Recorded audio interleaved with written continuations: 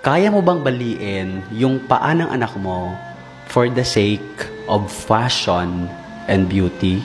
Yung mga batang babae noong Asian Chinese, when they turn 3 years old, binabali yung kanilang paa.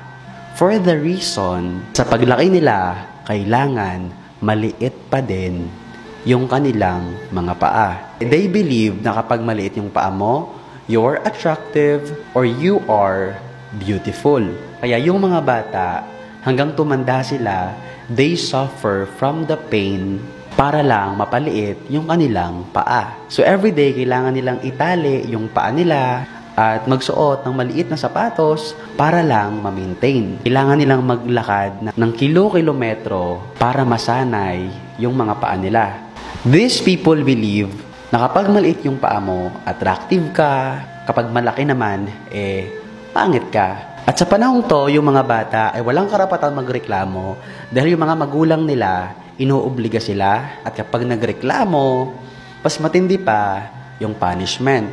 Itong mga batang ito, hanggang lumaki sila, wala silang choice kundi sundin yung mga magulang nila at yung kanilang tradisyon. At yung masakit pa, ginagawa lang nila ito para maka-attract ng kanilang mapapangasawa at maikasal.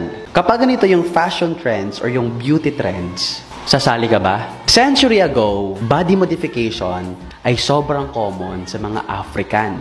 At yung rason nila is to attract o di kaya for beauty. Yung pinakasikat na body modification nila, yung tinatawag na lip plate. So dati, naging beauty standard siya ng mga Africa. Mapalalaki, babae, or bata ay nagsusuot ng lip plate.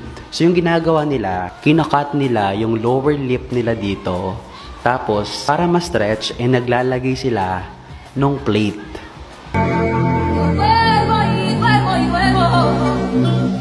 Ito na siguro yung sobrang sakit na beauty trends dati. Kasi, kailangan mo magbawas ng 4 hanggang 5 ngipin para lang magkasya yung plate.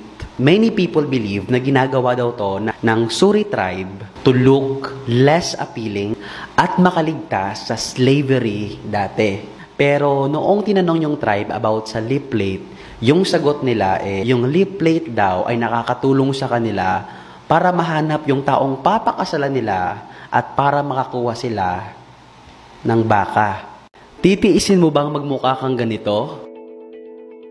Para lang makonsider kang maganda? Sa Northern Thailand, merong unusual place doon na kung saan yung mga tao doon ay pinapahaba yung kanilang leeg. At ginagawa lamang ito ng mga kababaihan. Ang tawag sa kanila ay paduang women. Yung nilalagay nila sa kanilang leeg ay tinatawag na brass ring. In that place, they believe na kapag meron kang brass ring sa leeg, they consider that as beautiful. At naniniwala din sila na yung brass ring sa kanilang leeg ay pinoprotektahan sila sa kagat ng tiger.